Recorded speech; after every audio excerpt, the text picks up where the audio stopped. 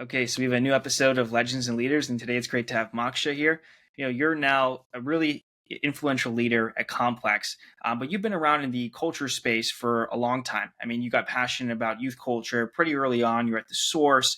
You were very early on in Complex and helping to build it up into what it is today. But you've also been on the investment side of things, and you've been on the monetization side. So really have a really great depth of interest and experience in what it takes to run a culture-oriented media business from a lot of different avenues.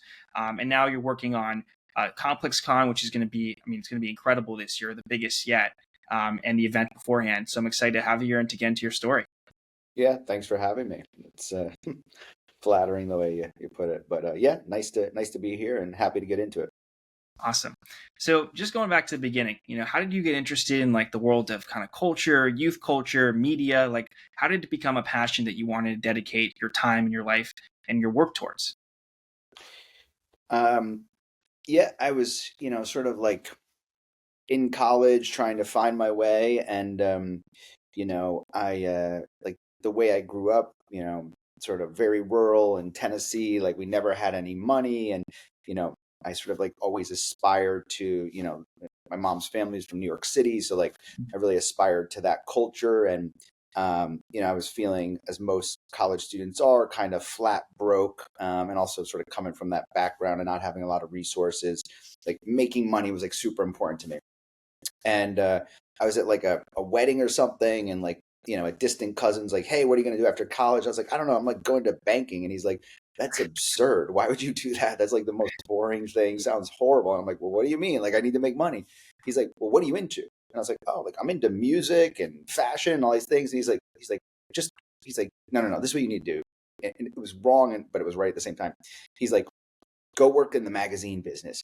Like he's like, "You're into music right now because you're young. Go work at a magazine about music." He's like, "If later in life you're interested in tennis, go work at Tennis Magazine. Or if you're later in life interested in fashion, go work at GQ." And obviously that didn't sort of remain true because of the downcline of magazines.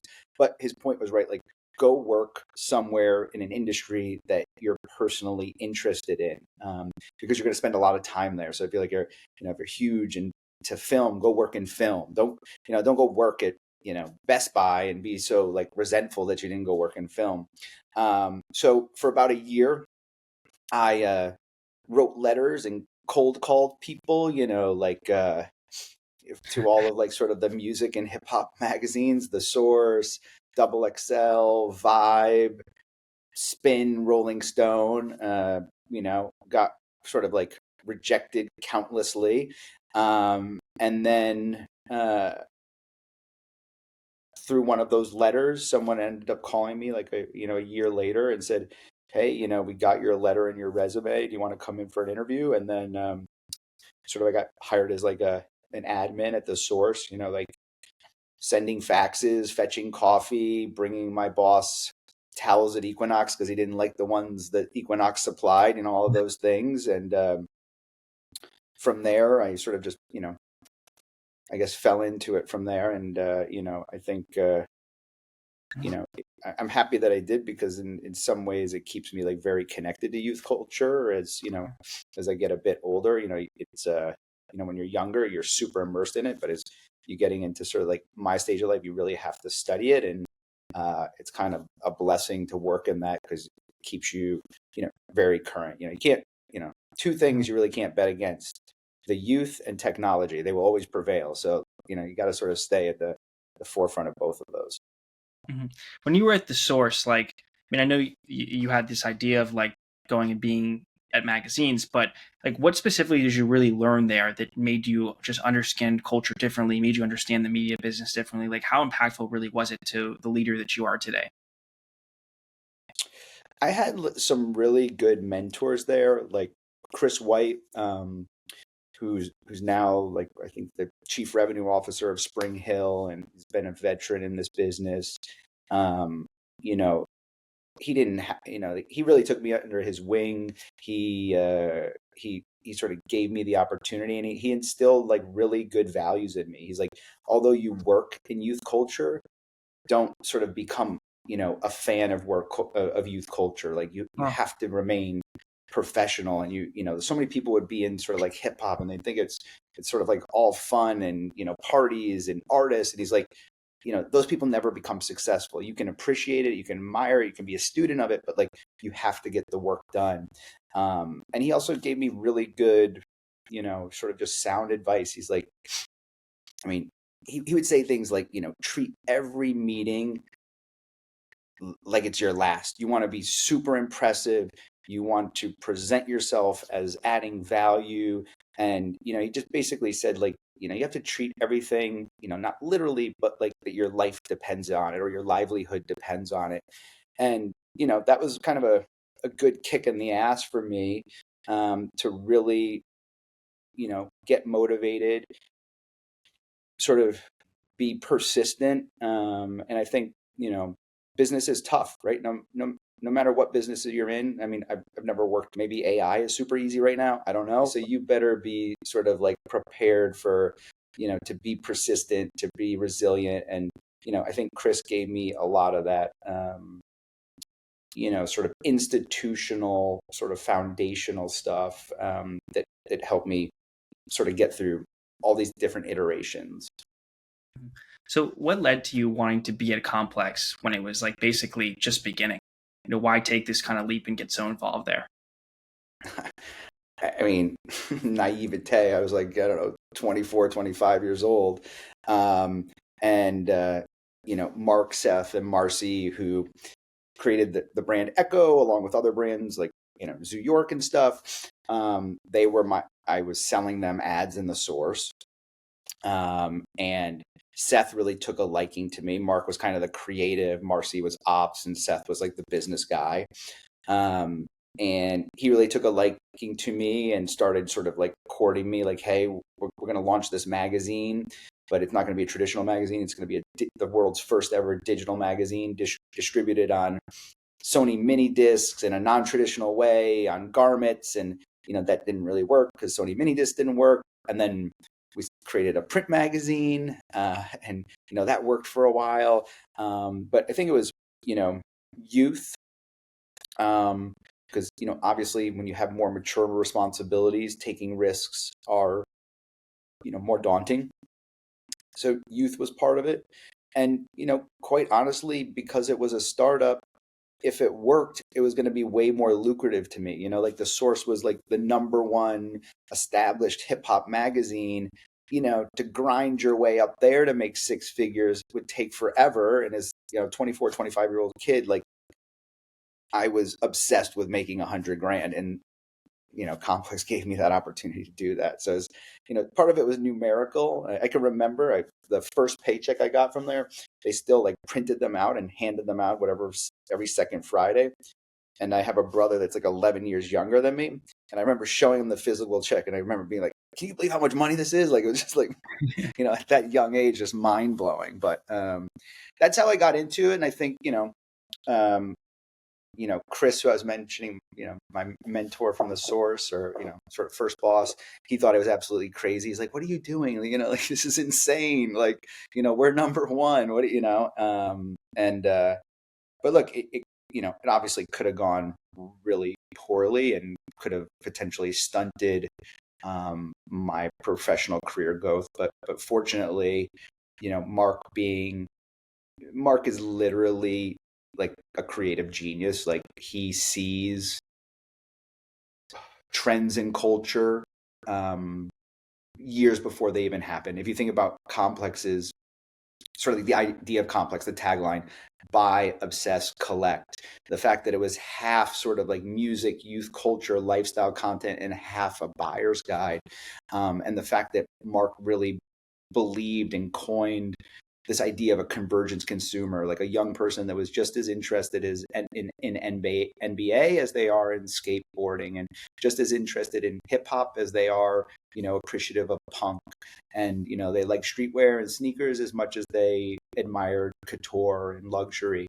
And, back then, like no one really thought of that. But that, fast forward 15 years, like that is like normal mainstream millennial culture now.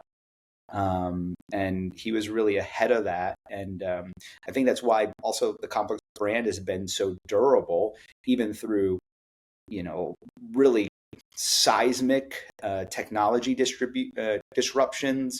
The 2008, 2009 recession, it was lights on, lights out for us. Like everybody had to take huge pay cuts. Like, it was rough. Like, it was a tough time. But the brand, and even through this last part with BuzzFeed really mismanaging it, the brand is super durable because of Mark's vision and really his understanding of where culture was going for young, for youth culture. And it's really amazing that if you Complex is so durable and so connected to youth culture. It's really one of the only two media brands that can do a ticketed festival where 60,000 kids or young people will come out and pay hundreds of dollars and fly to a different city to attend. The only other media brand that I can think about that does that is Essence Magazine. And they have like such a strong relationship, particularly with African American women. It's like, they just knock it out of the park. But there's like GQ can't do that. Hypebeast can't do it. The NBA tried to do NBA Con. It didn't work. There's something there about the connectivity with the audience that will bring them out and be willing to pay for things. Mm-hmm. So what made you want to just get back involved with Complex and want to be a part of it now, as a leader of it? Like, why become so interested in trying to bring it to a different place, and where do you see it now going?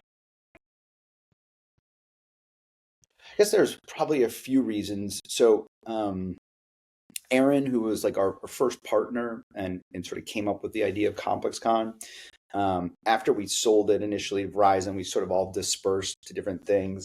And he started working with Jimmy Iovine on this e-commerce business called Network. And they got that off the ground. I joined pretty shortly after they had launched it. And we worked on that for a while. It was essentially approaching the Complex audience, searching for that same audience.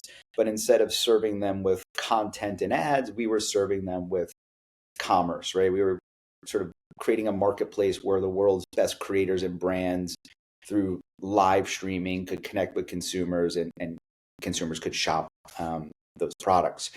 And as we were building that, sort of the belief that live stream shopping would really take off like it did in the US. And during COVID, we were cranking. It was doing great. Obviously, post-COVID, things sort of started to get a bit more, flatten out and more challenging. And we were spending, $5 to $10 million a year on ads on Meta, trying to find the same audience that Complex had.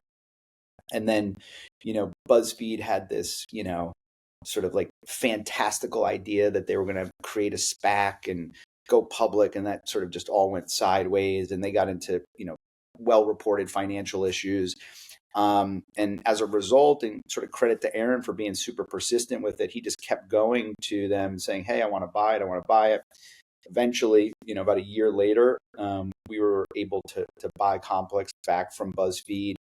And the part that, I'm sort of really interested in is like not only building Complex sort of to what it once was, but really to evolve it into something that's much more durable and bulletproof for the next 50 years. And we believe that sort of this, I guess, three-legged stool of premium content, commerce, e-commerce, and experiential will do that. So, we'll be able to monetize through ads and sponsorship, through e-commerce, and then through ticketing and on the ground merchandise at the experiences. And one of the reasons that Complex got in trouble and many media companies get in trouble is they have one stream of revenue, and it's ads, and they run around there trying to talk about affiliate and this and that, and that's usually not very meaningful. But if we can build back up sort of the ads business to where it once was, and then build the marketplace e-commerce business to multi hundreds of millions in GMV a year, and build up sort of a global ComplexCon footprint. It's not going to ever be a TikTok like in scale business, but for niche in a good way business, reaching a very specific, highly influential audience, it can be super strong and, really resilient for the next 20 and 50 years. And, we just got to keep being, as I think we do a good job of it, just being obsessed with reaching, the next generation of 16, 18, 24-year-olds. Like, you can't rest on your laurels like, hey, I've got the 25 to 35-year-olds. Well, guess what? In 10 years old, they're 45 and no one cares about them anymore, right? So you got to really obsess about connecting with, 16-year-olds essentially today and having them grow with your brand. So you touched on an interesting point, like about ads and like sponsorships, and like that's been so key to media. I mean, it's kind of changed. I know earlier on when you were trying to help get that done, it was much more difficult for them to accept like a more of a culture-oriented brand. Like today, like how do you think that Complex can really start to get a lot more of these advertisers and maybe bring them different value than what other brands represent and can offer to them? Your question is like when we first got started, like it was like difficult to convince people that Yeah. Complex was adding value, right? Like today, how do you see that changing? Yeah, that is true. I would say, that sort of same piece, that Mark saw coming, now marketers realize that is here. When we were talking about convergence culture and, the importance of being truly multicultural in your approach and, relevant to sort of like, this music and fashion lifestyle that we represent, and consumer that we represent, brands didn't really always get that, 20 years ago, 15 years ago. Now I think it's pretty obvious. And, where I think Complex can particularly help them is, it's beyond sort of the traditional ad, right? You don't need Complex to run banners and run digital video. Like that can be part of it.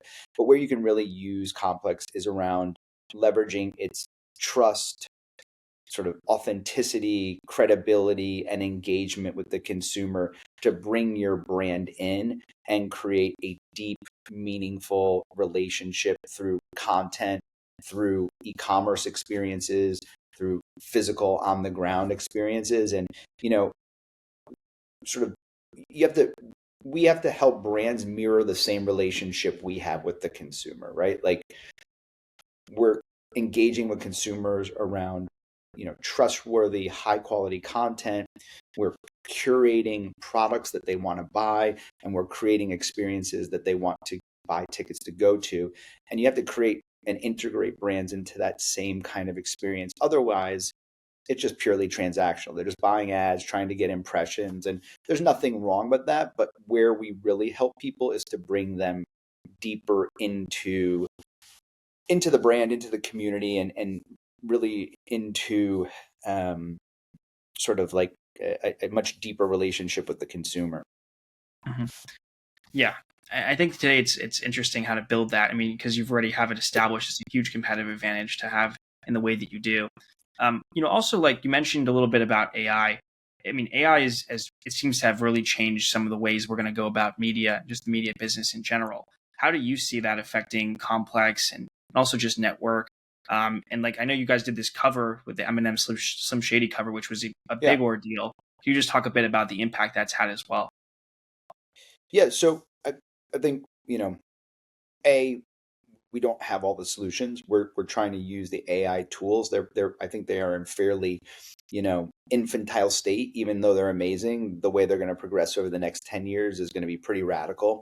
But we're trying to, push the creative boundaries, like the example with Eminem, programming a large language model with Eminem's alter personality, Slim Shady, and then having that LLM interview the real Eminem, all fit in really well to the theme of his album. And, that's an example of us, trying to push the boundaries creatively. That was, a never been done before sort of piece of creative. It worked tremendously. It was everywhere. I think it did like 4 billion views or something like that collectively. We were also able to, that's a great example.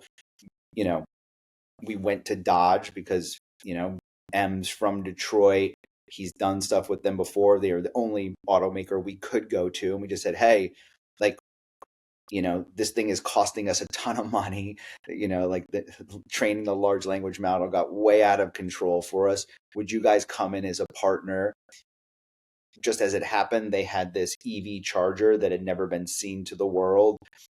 Marshall liked the car. We put it in there, and this sort of like Thelma and Louise, moment that really fit well with sort of the creative mission of the album and of the interview. And also just, a great way to bring a brand like truly into a pinnacle content moment that got a tremendous amount of engagement. I mean, if you just look at like the Instagram post that we put up, I think it has over 1 million likes. Like that would be really hard for Dodge to generate otherwise, right? So we're bringing them into a deep relationship with the consumer.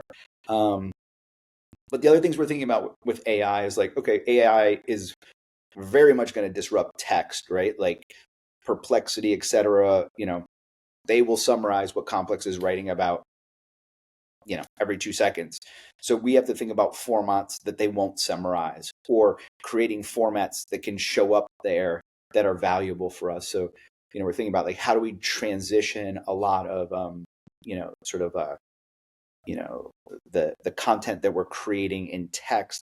How do we make that short form vertical video? Because AI is probably, at least in the foreseeable future, going to disrupt that. And can we create short form vertical videos that can show up in the Perplexity results? So then we're driving audience and engagement off of those platforms. So it's those are the, it's like you got to really keep studying the technology and figuring out how to work it.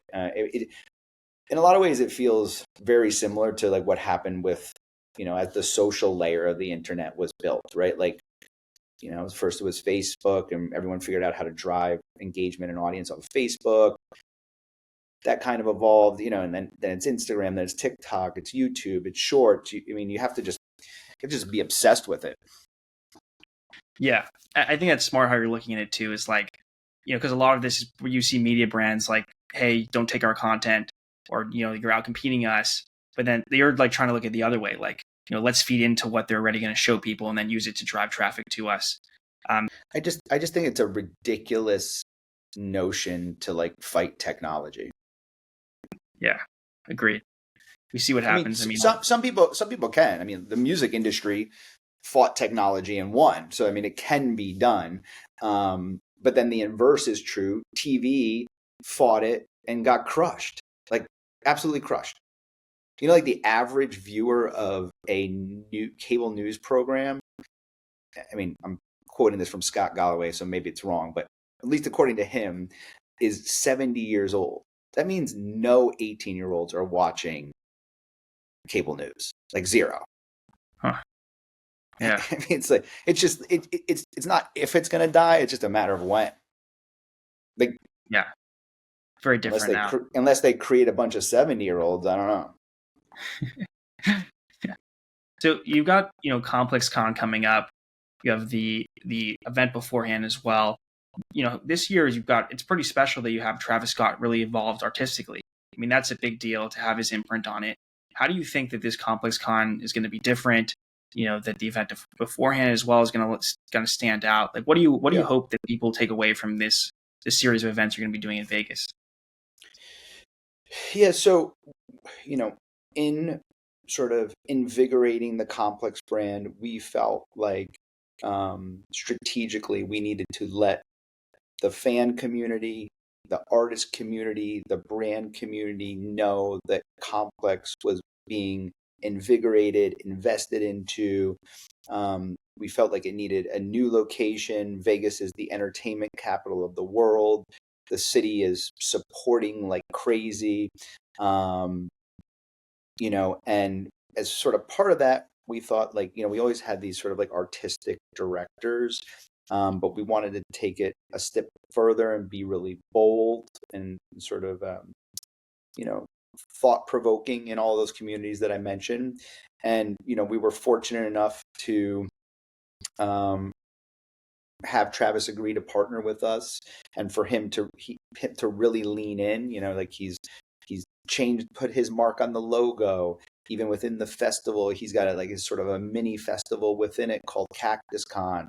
He took over the hotel. We're making that the Cactus Hotel. There's special experiences for the consumers. He's so leaned in and so collaborative. Maybe even pushing us places that like we're like, ooh, let's a little uncomfortable, but it's resonating. Ticket sales are far outpacing anything historical. For the first time ever, we completely sold out of floor space. Like we had people come just this past week.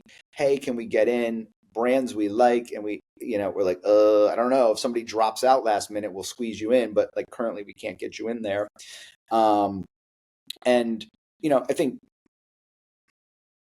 back to that thing about you were saying about, I forget how you exactly said it, but something about like how do you like show the value of Complex and how does that work for sponsors?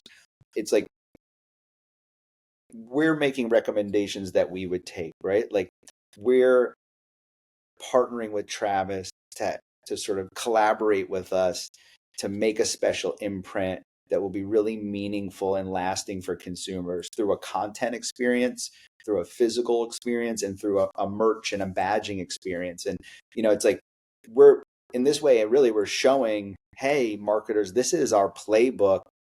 Let's do that with you and bring you in. And we're not just saying it, right? Like we're literally putting out, our wallet, writing the check and making it happen. So I think,